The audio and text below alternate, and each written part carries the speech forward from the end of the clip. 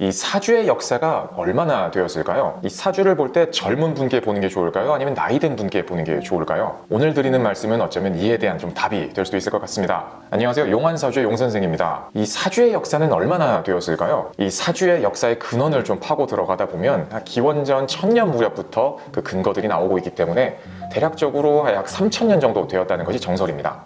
지금과 같은 사주팔자의 형태로 분석하는 방법은 당나라 시기 그리고 송나라 시기에 정립되었다고 보는 것이 마땅해서 약 한 600년에서 1200년 이때쯤에 정립되었다고 보고 있습니다. 이 한반도에도 사주라고 하는 개념이 약 삼국시대 무렵에 전파가 되어서 발달하기 시작했고요. 이렇게 전달된 이후에는 보통 학문적인 기틀을 조금씩 잡으면서 발전을 해왔습니다. 어떻게 보면 삼국시대나 고려시대 그리고 조선시대 이런 시기만 하더라도 이게 정부에서 운영을 하면서 학문 분야의 하나로 인정을 받았기 때문에 나름대로 학문의 기틀을 갖추면서 발전을 해왔지만 사실 19세기가 좀 넘어가면서부터는 이 학문적 발달은 사실상 정체되었다고 볼 수 있습니다.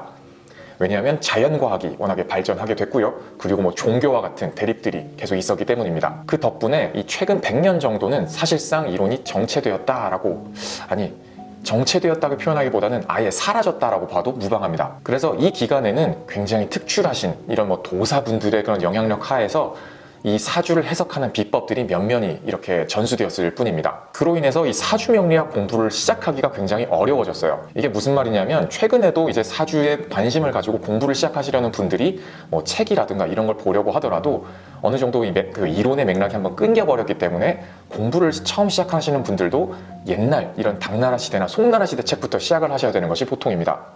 그 덕분에 안 그래도 그 옛날 텍스트를 봐야 되는 부담도 있는데 거기다가 한자도 어느 정도 이해를 해야 된다는 굉장히 큰 진입장벽들이 놓여 있는 것입니다. 사실 이론의 발전이란 게 있으려면 많은 사람들이 계속 진입을 해서 야, 이거에 대해서 해석은 이렇다, 저거에 대해 해석은 저렇다 서로 토론을 하면서 변화하는 발전이 있어야 되는데 사실 그게 좀 없다 보니까 이 사주 이론의 발달이 조금 어려운 게 현실입니다. 그러다 보니 사주 해석의 이론이 굉장히 옛날 상태에 머물러 있는 경우가 많습니다. 이 과거에 통용되던 개념을 지금까지 사용하고 있는 일반인 분들도 계시죠. 대표적으로 삼재 같은 게 있습니다. 삼재라는 거 한 번쯤 들어보셨을 거예요. 이것은 띠에 따라서 조심해야 되는 몇 가지 해들을 이렇게 짚어주는 것인데요. 사실 이 삼재라고 하는 개념을 가만 생각해보면 과거에는 이 달력이 정확하지 않았기 때문에 사실 어떤 사람이 태어났을 때 이 태어난 해가 언제인지는 명확히 알 수 있었지만 태어난 날이 언제인지는 정확히 알 수 없었을 겁니다. 그래서 아무래도 띠로 뭉치는 게 좀 더 유리했기 때문에 삼재라고 하는 설명이 조금 더 쉬웠던 편이죠. 그런데 사주는 발달해오는 과정에서 이제 더 이상 태어난 해를 중심으로 하는 것이 아니라 태어난 날을 중심으로 하는 일간 중심 해설로 넘어왔습니다. 즉 더 이상 태어난 해가 너를 상징하는 것이 아니라 태어난 날이 나를 상징하는 것이다 라고 해석의 틀이 변해온 것이죠. 그렇기 때문에 삼재라는 개념은 굉장히 옛날 스타일의 해석 방법이기도 합니다. 그래도 사주의 해석 방식 자체는 조금씩 현대적으로 변화해 왔습니다. 이 종종 예를 드는 도화살이라든가 역마살 같은 것들이 대표적인 케이스죠. 이 도화살 같은 경우에는 이성 문제가 발생하기 쉽다 이런 식으로 해석하는 경우가 많았는데 지금 시대에는 오히려 인플루언서나 또는 연예인의 성분으로 이렇게 해석이 되기도 합니다. 그 역마살의 경우도 마찬가지죠. 이 안정적인 사회가 중심이었던 때에서는 돌아다니는 게 굉장히 안 좋게 인식되었지만 지금은 오히려 이것을 무역업에 종사하라 이런 식으로 풀어내는 방식으로 활용되고 있으니까요. 이 기존의 이론에서 보았던 살의 개념이 변화한 셈입니다. 사실 옛날 이론을 그대로 받아들인다고 하면 이 살이라고 하는 것을 이렇게 해석하기는 좀 어려웠을 겁니다. 근데 이 살이 성립하는 조건을 좀 면밀히 살펴보다 보면 아, 이게 왜 살이 됐구나 라고 하는 현대적 해석이 가미가 되는 거죠. 이 도화살의 경우에는 자, 오, 묘, 유라고 하는 4가지 지지를 갖고 있으면서 그리고 그보다 한 단계 앞서 있는 기운들이 나타날 때 이 도화살이 성립을 하게 됩니다. 그리고 역마살의 경우에는 인신사해라고 하는 4가지 지지 중에 글자를 갖고 있으면서 자기보다 뒤에 있는 그런 기운들을 만날 때 보통 발생하게 된다고 알려져 있죠. 이 원리를 가만히 뜯어보게 된다면 이 도화의 경우에는 이 뒤쪽에 무게중심이 실려있는 기운이기 때문에 주목을 굉장히 많이 받게 되는 형국이 되고요.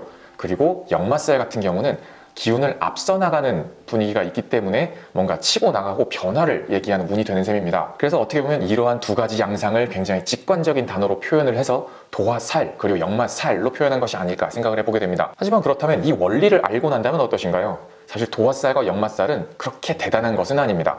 그럼 이 내용을 지금까지 종합하면 어떠신가요? 나이 든 분께 해석을 맡기는 게 나을까요? 아니면 젊은 분께 해석을 맡기는 게 나을까요? 사실 저는 이 옛날의 이론을 가지고 현대적으로 어떻게 해석을 할지 계속 공부하시는 분께 해석을 맡기는 게 맞다고 봅니다. 이 사주를 공부해 볼수록 어떻게 보면 이 사주라는 것은 단순히 정적인 학문이 아니라 굉장히 동적인 학문이라는 생각이 많이 들기 때문입니다. 그래서 이 영상을 보시는 분들도 사주를 만약 공부하신다면 단순히 사주 이론만 계속 할 것이 아니라 사주 이론뿐만 아니고 이것을 현대적으로 해석할 수 있도록 다른 이론들이나 다른 공부들을 게을리하지 않는 것을 추천드립니다. 그래서 이를 바탕으로 이 현대적인 기준으로 기존의 사주 이론을 다시 뜯어볼 때 앞으로 사주의 해석 방법은 더욱더 발전할 수 있을 거라고 생각합니다.